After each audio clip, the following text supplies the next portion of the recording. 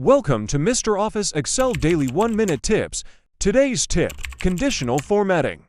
First, let's highlight top performers. Select the range E to 2E11. Go to the Home tab, click on Conditional Formatting, choose Highlight Cells Rules, and then Text that contains. Enter Excellent and choose a green fill with dark green text. This will make it easy to spot your top performers. Next, let's highlight low salaries. Select the range D2 to D11, click on Conditional Formatting, choose Highlight Cells Rules, and then Less Than. Enter 50,000 and choose a light red fill with dark red text. This highlights salaries below 50,000. Finally, let's apply a color scale to salaries.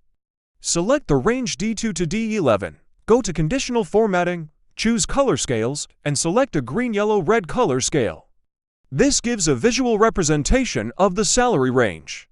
If you found this tip useful, don't forget to like, share, and subscribe for more daily Excel tips. See you tomorrow with another tip.